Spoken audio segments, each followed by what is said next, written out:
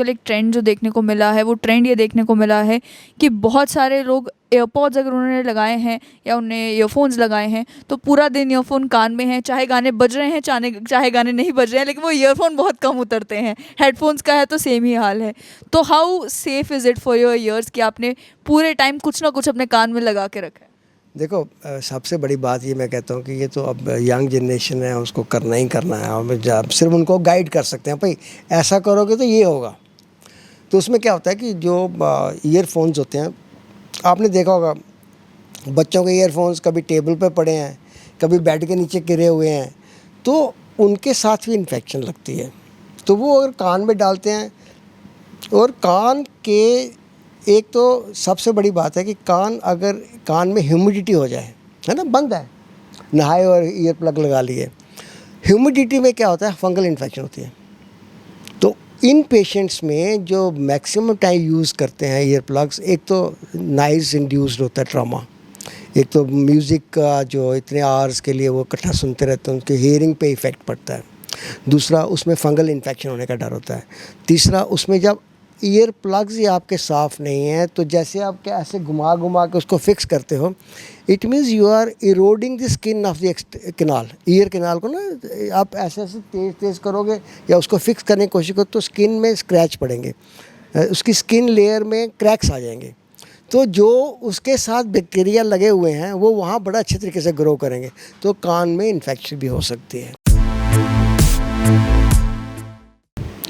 कोविड-19 की second wave में mucormycosis, जिसे अलग अलग नामों से पुकारा गया, ब्लैक फंगस भी कहा गया, उसने बहुत सारे लोगों को डरा कर ये रख दिया कि अगर कोई कोविड का पेशेंट रिकवर भी कर चुका था, उसे हल्की सी दांत में दर्द भी हुई, उसे छींकें ज़्यादा आनी शुरू हो गई, तो वो भी डरना शुरू हो गया कि अरे कहीं ये म्यूकरमाइकोसिस तो नहीं।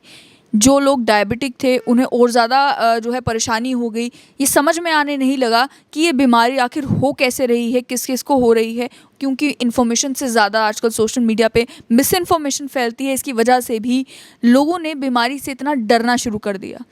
ये समझने के लिए कि म्यूकरमाइकोसिस ये बीमारी आखिर है क्या, इससे किन किन लोगों को घबराने की ज़रूरत है और किन किन लोगों को घबराने की ज़रूरत नहीं है, और साथ ही में अलग अलग ईएनटी की और भी परेशानियों के बारे में बात करने के लिए मेरे साथ हैं डॉक्टर राजेश गुप्ता। इनका तारुफ आपको करवा दूं कि एस्कॉम्स एंड एसोसिएटेड हॉस्पिटल्स में ईएनटी के हेड ऑफ डिपार्टमेंट है। तो डॉक्टर साहब, welcome to Straight Line. Thank you very much. Doctor साहब, सबसे पहले यही कि म्यूकरमाइकोसिस ने बहुत लोगों को डरा कर रखा है, परेशान कर दिया। हर रोज़ हेडलाइंस में जब आ रहा है ब्लैक फंगस है, वाइट फंगस है और पता नहीं कितने टाइप के फंगस आ गए, तो लोगों को लगा ये ना जाने कोई नई बीमारी है, इससे क्या कुछ हो रहा है।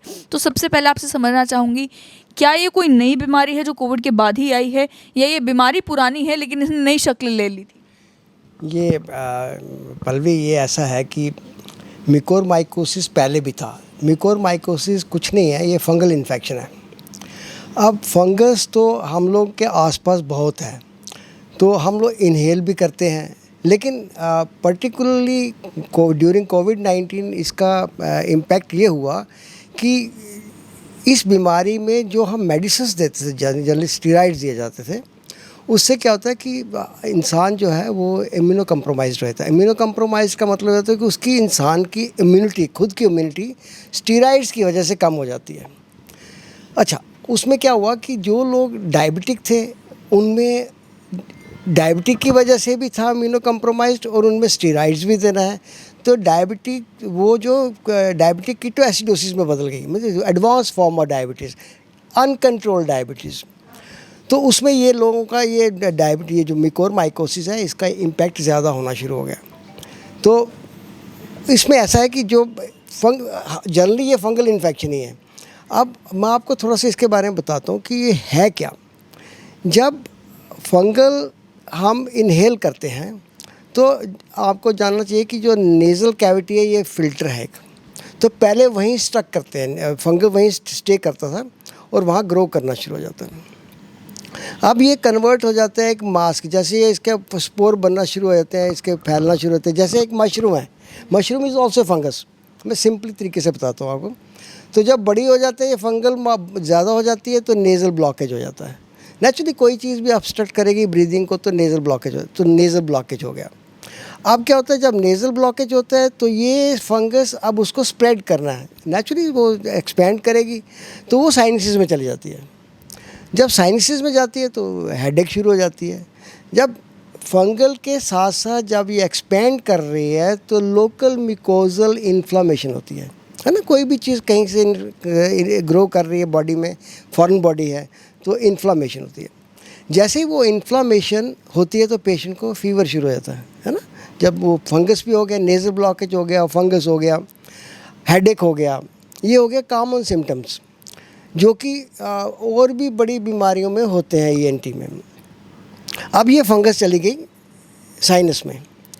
अब इस फंगस का मिकोर माइकोसिस का सबसे बड़ी प्रॉब्लम ये है कि ये वेसल, जो ब्लड वेसल होती है उस पर अटैक करती है। ये दो किस्म से करती है, एक तो ब्लड वेसल की सरफेस के ऊपर, और जब सरफेस पे करती है तो ये स्प्रेड करती है इनसाइड द ब्लड वेसल। जब वे इनसाइड द ब्लड वेसल करती है तो जो जिसमें ब्लड फ्लो कर रहा होता है ना, उसकी जो सरफेस है, इनर सरफेस, वो इरेगुलर से होते हैं। जैसे ही इरेगुलर, जैसे एक नाली है ड्रेनेज है, उसमें आप 2-4 ईंटें डाल दो तो पानी रुकना शुरू हो जाता है। ऐसे ही जब उसमें inner surface of the artery vessel, blood vessels के इरेगुलर हो जाती है तो वहाँ पे क्लॉट बनना शुरू हो जाता है। जैसे ही क्लॉट उस वेसल को बंद करता है तो जो उसके आगे के ऑर्गन्स हैं उसमें ब्लड सप्लाई कट ऑफ हो जाती है। जैसे ही ब्लड सप्लाई कट ऑफ होगी तो उसका मतलब ये हो कि उस एरिया को, उस ऑर्गन को ब्लड नहीं मिल रहा, न्यूट्रिशन नहीं मिल रही, वो डिके करना शुरू हो जाता है। मतलब वो गैंग्रीन, जैसे गैंग्रीन होती है, मतलब वो सड़ना शुरू हो जाता है वहाँ पे। उसको उसकी जो चल रही होती है, जो न्यूट्रिशन होती है वो ख़त्म हो जाती है, वो सड़ना शुरू होता है। तो पहले जो फर्स्ट साइन आता है वो होता है ब्लैक डिस्कलरेशन। साइनस में है तो पैलेट, जो हमारा तलवा ऊपर मुंह में होता है, उस वहाँ पे ब्लैक स्पॉट आ जाता है। फिर अगर ये साइनस में है तो चीक के ऊपर ब्लैक स्पॉट आ जाता है। अब ये एक्सपेंड तो कर रही है, ब्लड सप्लाई कम हो रही है, ये क्या होता है, ऑर्बिट को, हमारे आई बॉल को इन्वॉल्व कर लेती है।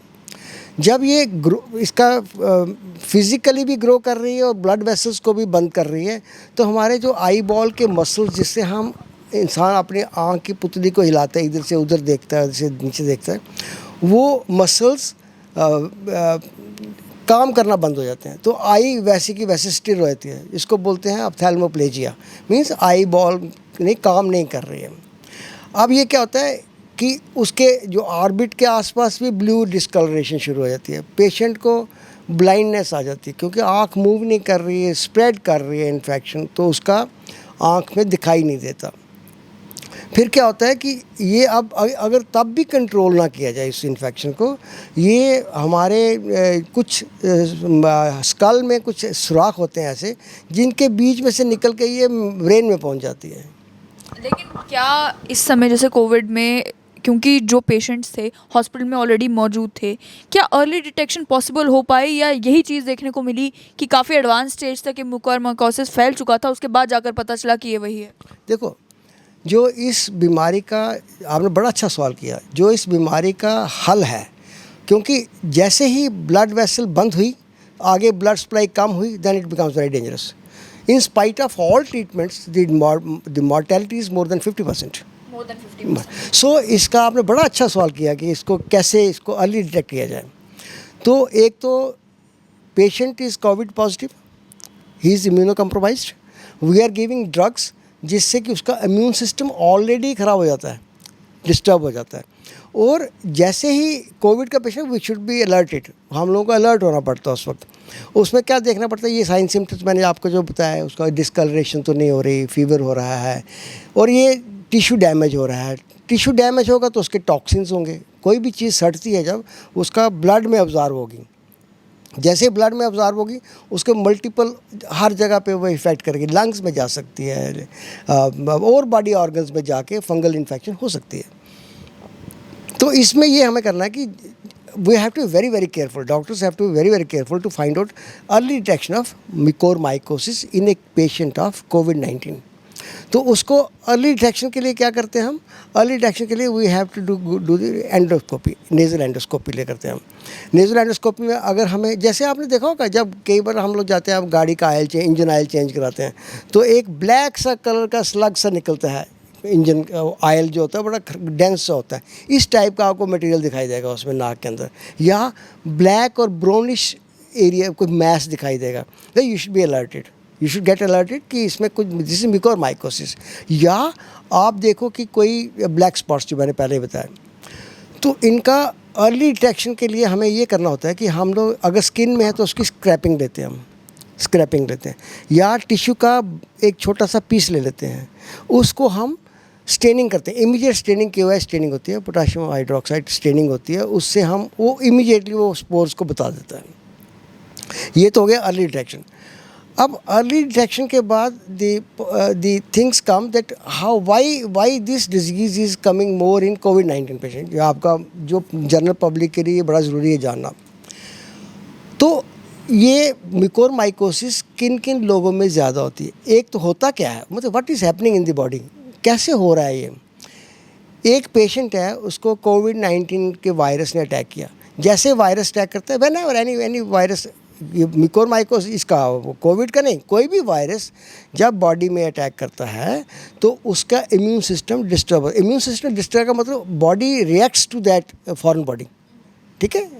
तो जब उसको रिएक्ट करता है इम्यून सिस्टम वैसे गड़बड़ा जाता है उसका, पेशेंट का। उसके बाद क्या होता है, if above that the patient is diabetic, diabetic patient में क्या होता है कि उसका इम्यून सिस्टम ऑलरेडी ख़राब है, या उन पेशेंट में जिनमें ऑर्गन ट्रांसप्लांट हुआ होता है, ऑर्गन ट्रांसप्लांट होता है तो उसको हम पहले ही इम्यूनोसप्रेसिव मेडिसिन देते हैं ताकि उसका इम्यून सिस्टम बॉडी का ऑर्गन को रिजेक्ट ना करे, इतना स्ट्रांग ना हो जाए कि ऑर्गन जो हमने इम्प्लांट किया है उसी को रिजेक्ट कर दे। उसके लिए भी वो भी हो गया। ये इन सब चीज़ों को मिला के, या पेशेंट है he is suffering from cancer, cancer में भी हम इम्यूनोसप्रेसिव देते, मॉड्यूलेटर्स। लेकिन यहीं पे डॉक्टर साहब बहुत ज़्यादा सारी जगह ये भी बात की गई कि हाइजीनिक कंडीशंस भी बहुत ज़्यादा ज़रूरी हैं, कि अगर हाइजीनिक कंडीशंस आपकी नहीं है, या जिस ट्यूब से इंट्यूबेट किया जा रहा है किसी पेशेंट को, वो अगर रेगुलरली क्लीन नहीं हो रही है, या आपके हॉस्पिटल की सराउंडिंग्स या आपके घर की सराउंडिंग्स अगर ऐसी हैं जो क्लीन नहीं है, तो भी आपको म्यूकरमाइकोसिस हो सकता है। इसमें कितनी सच्चाई है, या the external environment has nothing to do with it, आपकी बॉडी ही जो है वो रिस्पॉन्सिबल है? देखो ऐसा है कि इन चीज़ों का इफ़ेक्ट तो होता है, ठीक है, लेकिन जब तक जो हम अभी तक लोग जानते हैं कि ये how this virus spreads, this spreads by droplet infection, तभी तो हम कहते हैं 6 फुट दूर रहना चाहिए, मास्क पहनो, ग्लव्स पहनो, सैनिटाइज करो, हैंड वॉश करो। इसका ये मतलब होता है कि दिस वायरस इज़ प्रेजेंट, जो भी पेशेंट उधर से गुजरा, उसने अगर कफ किया या स्नीज़ किया तो वो वायरस उस एरियाज़ में सेटल कर जाता है, और कई ऑब्जेक्ट्स पे तो कई 7-7 दिन तक वहीं रहता है वायरस। वायरस म्यूकरमाइकोसिस के केस में भी क्या इसी तरीके का सिचुएशन है या नहीं? नहीं, म्यूकोरमाइकोसिस एक अपॉर्चुनिस्टिक फंगस, इसको एक वीक होस्ट चाहिए जिसको वो उस होस्ट को अटैक कर सके, उसमें ग्रो कर सके। वायरस इस म्यूकोरमाइकोसिस इस वायरस में क्यों हो रहा है, क्योंकि ये इम्यून सिस्टम कमज़ोर करता है, वो वायरस के लिए अपॉर्चुनिटी हो जाती है उसमें ग्रो करने की। So this is all that. साथ ही में म्यूकरमाइकोसिस का जब आप ट्रीटमेंट कर रहे होते हैं, ट्रीटमेंट के बाद इज़ देयर चांस कि ये दोबारा से आपकी बॉडी को इफेक्ट करे, या फिर नहीं? एक बार आपने अगर सर्जरीज के थ्रू इसे रिमूव कर लिया, या फिर जो दवाइयाँ लेके अगर आपने रिमूव किया, तो there is very little chance कि आपको दोबारा अटैक करेगा। देखो, इसका जो main purpose of our treatment is, successful purpose of treatment is early detection, early diagnosis and early treatment. जो हम अगर इमीडिएटली पेशेंट को, अगर उसने ब्लड वेसल्स को बंद नहीं किया, तो फंगस अभी नेज़ल कैविटी में ही है, it means it is localise to that small area. अगर हमने डायग्नोस कर लिया, we can remove it endoscopically, we can remove it. The morbidity to the patient is not much, we have not to remove the lot of tissue, तो उसी local tissue को हम निकालेंगे, तो उसमें chances of survival are more. और उसको हम ये जो इसके एंटी जिसका फंगल इन्फेक्शन के जो ड्रग्स हैं, जैसे एम्फोटेरिसिन बी है, लाइपोसोमल एम्फोटेरिसिन भी है, पासाकेनाजोल है। तो ये मेडिसिन सब कुछ तो इंजेक्टेबल है, कुछ लोकल भी दे सकते हैं, पेशेंट ओरली भी ले सकते हैं। तो हम देंगे तो पेशेंट ठीक हो जाएगा। But if the disease has spread in spite of our taking out the tissue, infected tissue, and our proper aggressive treatment, the mortality is more than 50%. तो इसमें hallmark of this story is that early diagnosis, detection and treatment.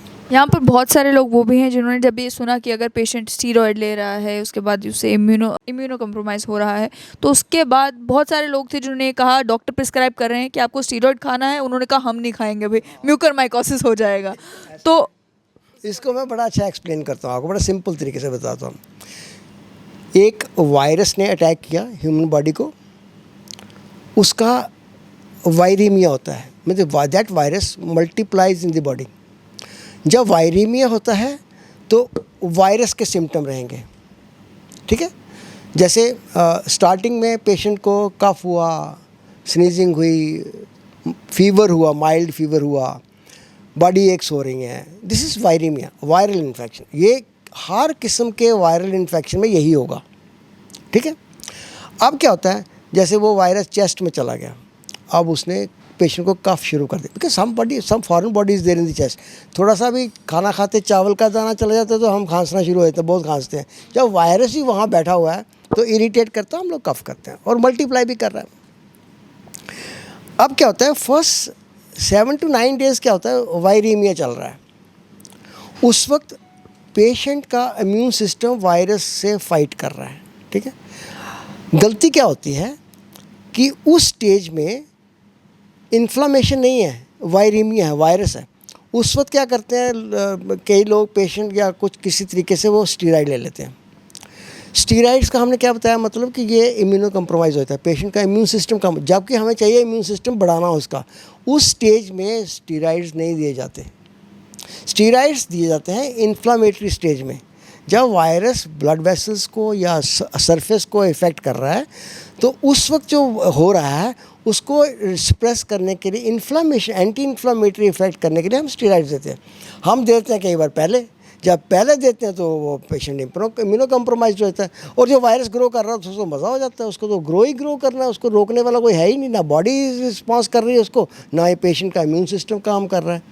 तो इसके लिए जो आपने कहा कि steroids के लिए इसलिए डरता है, इसीलिए अब वापस से शिफ्ट करेंगे, क्योंकि दूसरा बात ये है कि वायरल इन्फेक्शन और कोविड-19 इन दोनों के डिफरेंसेस को लेकर भी बहुत कन्फ्यूजन है। इस समय बरसात का मौसम चल रहा है, किसी को छींक भी आ गई तो वो जाके पहले कोविड का टेस्ट करवाते हैं कि भाई मुझे ये कोविड की बीमारी तो ना हो। किसी को हल्का सा बुखार भी अगर लग रहा है तो वो तो अच्छी बात है कि वो टेस्ट करवा रहा है, लेकिन they are unable to distinguish कि कौन सा आपका वायरल फीवर है या आपका वायरल इन्फेक्शन है और कौन सा आपका कोविड-19 का इन्फेक्शन है। तो how do you differentiate between the two? ये भी मैं बड़े सिंपल तरीके से बताता हूँ। जैसे मैंने अभी बताया कि all viral infections first few days have the same symptoms. So हम लोगों को उसमें यही हम कहते हैं कि आइसोलेट कर लो। वैसे भी ज़ुकाम वगैरह हो तो फॉरेन कंट्रीज़ में पेशेंट को आइसोलेट ही कर लेते हैं। हम लोग तो मिलते, हाथ मिलाते हैं, यार तुम मिला नहीं बड़े दिनों से, क्या है, तो ज़ुकाम था, कोई बात नहीं, तुम मिल ले, गले मिल ले। So that is bad. So virus can spread from one person to the other person by sneezing, by droplet infection, जितने भी तरीके होते हैं, या टच से, तो उसमें कोई फ़र्क नहीं है. All viral infections have the same symptoms and the all patient protocol भी सेम ही है. इसीलिए कहते हैं कि जब शुरू में कोई भी वायरल, जैसे कोविड-19 में भी ये प्रोटोकॉल थी, you isolate. If you are having mild fever, you isolate yourself at home. कोई किसी को मिक्सअप नहीं हो, क्योंकि शायद ये कोविड ना हो, तो इसलिए उनको सेपरेट करते हैं. बाद में देखते हैं कि अगर इन्फ्लामेशन ज़्यादा हो रही है, फीवर ज़्यादा हो रहा है, परसिस्ट कर रहा है, या टिश्यू इन्वॉल्वमेंट ज़्यादा हो रहा है और उसकी रेस्पिरेटरी सिस्टम में उसकी ब्रीदिंग कम हो रही है, उसका सैचुरेशन कम हो रही है, then you are suppose to go to the hospital and get admitted. शुरू में क्या हुआ, जिसको थोड़ा फीवर हुआ सब हॉस्पिटल, और इतना ओवरलोड हो गया हॉस्पिटल की सिस्टम तो ख़त्म हो जाता है ना, सिस्टम तो थोड़ा सा वीक हो जाता है. तो इसीलिए लोग कहते थे कि आप घर पे रहो, आराम से रहो, आइसोलेट रहो, प्रोटेक्ट योरसेल्फ. मास्किंग को लेकर भी जानना चाहूँगी कि एक ही कपड़े का मास्क आपने लिया और उसी को आपने पूरा हफ्ता चलाया, ना उसको धोया, कभी उसको जेब में डाला, कभी उसको कहीं ज़मीन पर रख दिया, कभी उसको साइड पे रख दिया और उसी मास्क को आप पहन रहे हैं। क्या इस तरीके से 3 लेयर्ड मास्क की भी हालत की आपने और बाकी मास्क की भी की? क्या इस तरीके से अगर आप मास्क पहन रहे हैं तो उससे भी आपके कोविड के नहीं तो लेकिन बाकी इन्फेक्शंस के चांसेस बढ़ते हैं, या आप मास्क को जिस मर्ज़ी तरीके से इस्तेमाल करें कोई फ़र्क नहीं पड़ता? नहीं, ऐसा नहीं है। एक्चुअली वेरी फ्रैंकली टेलिंग, जो N95 मास्क चल रहे हैं ना, they are also not perfect to isolate the virus. Even the COVID-19 virus size is so small, even it passes through the N95. But हमारे पास N95 ही available है। उससे क्या होता है, still the percentage of virus जो कि उसको cross करता है वो कम हो जाता है। So it means that viral load to the patient is less, so the symptoms are less, so the patient is protected. तो देखो, मास्क जो है जो हमें प्रोटेक्ट करने के लिए डालते हैं हम, वही साफ़ नहीं है तो क्या फ़ायदा उसका। So we have to use a proper mask, properly cleaned mask. बाकी कपड़े का वो परसेंटेज ही है, कितना वायरस उससे अंदर जाएगा, कितना रुकेगा, और कुछ नहीं है। लेकिन आर देयर केसेस जहाँ पर अगर आप मास्क ऐसे रिपीटेडली अनक्लीन मास्क अगर आप पहन रहे हैं तो आपको नाक में इन्फेक्शन हो या आपको स्किन इन्फेक्शन उससे होना शुरू हो जाए? Have there been cases like that? देखो ना, अब देखो, हम जैसे हम कपड़े पहनते हैं, है ना, मैं सिंपल एग्जांपल देता हूँ। अगर वही कपड़े हम 10 दिन पहने रखेंगे तो उसमें स्वेट भी आएगा, उस स्वेट की वजह से ऑर्गेनिजम्स भी ग्रो करेंगे उसको, अगर वो हमारी स्किन को भी इन्फेक्ट करेंगे, स्किन इन्फेक्शन भी होगी। सो दैट्स वाई आपने जो कहा उसमें हमें मास्क तो साफ़ करके ही पहनना, because we are filtering the air, ताकि हम लोग लेस इन्फेक्ट हो, तो मास्क शुड बी क्लीन। अब एयर्स की भी अगर बात करें तो आजकल एक ट्रेंड जो देखने को मिला है, वो ट्रेंड ये देखने को मिला है कि बहुत सारे लोग एयरपॉड्स अगर उन्होंने लगाए हैं या उन्हें ईयरफोन्स लगाए हैं तो पूरा दिन ईयरफोन कान में है, चाहे गाने बज रहे हैं चाहे गाने नहीं बज रहे हैं, लेकिन वो ईयरफोन बहुत कम उतरते हैं। हेडफोन्स का है तो सेम ही हाल है। तो how safe is it for your ears कि आपने पूरे टाइम कुछ ना कुछ अपने कान में लगा के रखा है? देखो, सबसे बड़ी बात ये मैं कहता हूँ कि ये तो अब यंग जनरेशन है, उसको करना ही करना है, और जब सिर्फ उनको गाइड कर सकते हैं, भाई ऐसा करोगे तो ये होगा। तो उसमें क्या होता है कि जो ईयरफोन्स होते हैं, आपने देखा होगा बच्चों के ईयरफोन्स कभी टेबल पे पड़े हैं, कभी बेड के नीचे गिरे हुए हैं, तो उनके साथ भी इन्फेक्शन लगती है। तो वो अगर कान में डालते हैं, और कान के एक तो सबसे बड़ी बात है कि अगर कान में ह्यूमिडिटी हो जाए, है ना, बंद है, नहाए और ईयर प्लग लगा लिए, ह्यूमिडिटी में क्या होता है, फंगल इन्फेक्शन होती है। तो इन पेशेंट्स में जो मैक्सिमम टाइम यूज़ करते हैं ईयर प्लग्स, एक तो नॉइज़ इंड्यूस्ड होता है ट्रॉमा, एक तो म्यूज़िक का जो इतने आवर्स के लिए वो इकट्ठा सुनते रहते हैं, उनके हियरिंग पे इफ़ेक्ट पड़ता है। दूसरा, उसमें फंगल इन्फेक्शन होने का डर होता है। तीसरा, उसमें जब ईयर प्लग्स ही आपके साफ़ नहीं हैं, तो जैसे आप क्या ऐसे घुमा घुमा के उसको फिक्स करते हो, it means you are eroding the skin of the canal, ear canal को ना आप ऐसे ऐसे तेज़ तेज़ करोगे या उसको फिक्स करने की कोशिश करो तो स्किन में स्क्रैच पड़ेंगे, उसकी स्किन लेयर में क्रैक्स आ जाएंगे। तो जो उसके साथ बैक्टीरिया लगे हुए हैं वो वहाँ बड़ा अच्छे तरीके से ग्रो करेंगे, तो कान में इन्फेक्शन भी हो सकती है। इसलिए ईयर प्लग्स मैं तो यही गाइड कहता हूँ बच्चों को कि जब भाई यूज़ करो, कम से कम इस्तेमाल करो इसको, और इसको हमेशा क्लीन करके इस्तेमाल करो।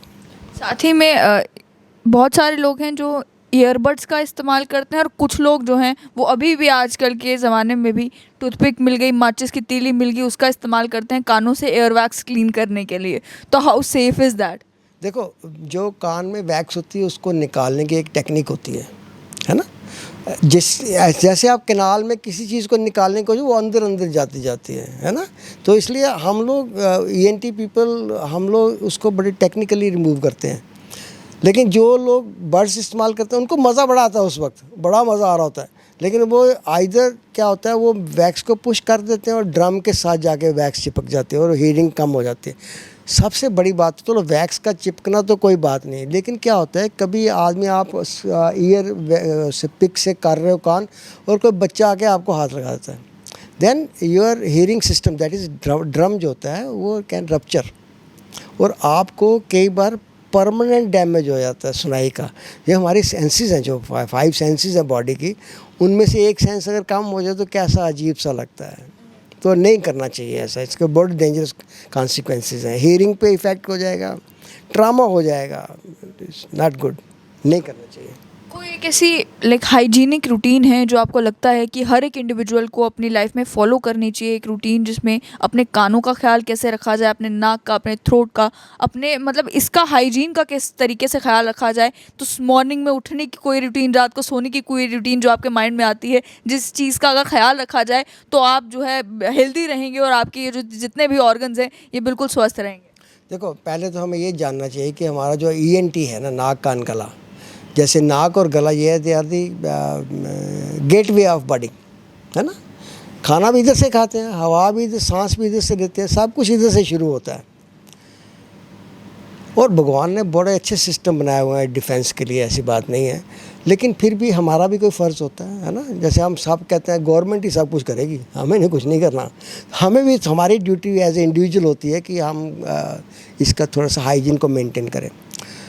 व्हाट आई सजेस्ट इज़ कि एज़ फार एज कान का जो है ना, कान की स्किन जो है वो ऑटोमेटिकली मूव करती है बाहर की तरफ, ठीक है। जैसे कान का ये सुराख है, ये आउटर पोर्शन है जहाँ से कर रहा है, कान की स्किन बाहर की तरफ ही मूव करेगी। तो इट मीन्स अगर वहाँ पे कोई चीज़ पड़ी हुई है तो ऑटोमेटिकली आप कभी देखेंगे सुबह उठ के कुछ गिरा होता है यहाँ पे, है ना, कुछ गिरा होता है, वो कान ने खुद ही साफ़ किया था। So ear is a self cleansing organ, उसमें कुछ आपको कुछ करने की ज़रूरत नहीं है। बट से हम उल्टा उसका काम करते हैं, वो बाहर आ रहा हो तो हम पीछे धकेलते रहते हैं। जहाँ तक नाक का सवाल है, इसको हम लोग एक तो पहले एक जल नीति होती थी, जल नीति, है ना, लोग करते थे जल नीति, आप तो खैर अब नहीं करते हैं। You are not heard of it, कि एक तरफ से पानी डालते हैं और वो सर्कुलेट करके मुंह से बाहर आ जाता है। You have not seen. लेकिन अब वो भी लोग नहीं करते हैं। जैसे जो ओल्ड टेक्निक हमारे इंडिया में ये करते थे, जल नीति करते थे, नाक पानी से साफ हो जाता है, लेकिन उसकी भी ज़रूरत नहीं होती। बिकॉज हमारे नाक में लेयर्स होती हैं, mucosal layers covering of nose inside, वो क्या करते हैं, और आपने देखा होगा एक हेयर्स भी होते हैं नाक में, वो N95 से भी अच्छा काम करते हैं। एक तो उसकी जिस पे बाल होते हैं, सीलिया बोलते हैं हम उसको, उसकी जो लेयर होती है वो स्टिकी होती है। जो भी पार्टिकल या जो भी वायरस या बैक्टीरिया या कोई फॉरेन बॉडी या कुछ भी एयर पार्टिकल, वो वहीं ड्रॉप कर जाता है, स्टिक कर जाता है। वो क्या करता है, और उसकी जो मोमेंट है वो पीछे की तरफ है। वो जहाँ से पार्टिकल गिरा वो आहिस्ता आहिस्ता चलते चलते चलते चलते नाक के पीछे से गिरेगा और सीधा पेट में चला जाएगा। एसिड कंटेंट्स इतने अच्छे होते हैं हमारे पेट में, इतने एसिड होता है कि वो उसको ख़त्म कर देते हैं। तो नाक का तो कुछ नहीं करना होता, ज़्यादा कुछ नहीं करना है। अब रहा गले का। अब हमारे गले में जो टॉन्सिल्स हैं वो भी भगवान ने बड़े प्यार से बनाए हैं। वो डिफेंस देते हैं, आप इम्यूनिटी देते हैं बॉडी को। ये क्या होता है, कुछ लोगों में वो कुछ फूड पार्टिकल्स उसमें सुराख होते हैं, टॉन्सिल में फंस जाते हैं, तो कई लोगों को तो बैड स्मेल आती है, कई लोगों को जल्दी जल्दी गला ख़राब हो जाता है। तो उसका सबसे बेस्ट ये है कि जब रात को, एक और मैसेज दे रहा हूँ मैं पब्लिक को, ब्रश करो। एक तो फूड पार्टिकल छोटे छोटे निकल जाएंगे आपके मुंह से, दूसरा सलाइन गार्गल्स, नमक के पानी के रात को गार्गल्स करके सो, सुबह आप बिल्कुल फ्रेश उठते, कोई होते ही नहीं कुछ भी। तो दिस इज़ माई, कि कान के लिए कुछ नहीं करना, नाक के लिए भी कुछ नहीं करना, और रात को ब्रश और गार्गल्स करके सो जाओ आप, तो आपको बहुत हेल्दी रहोगे। बहुत बहुत शुक्रिया डॉक्टर साहब।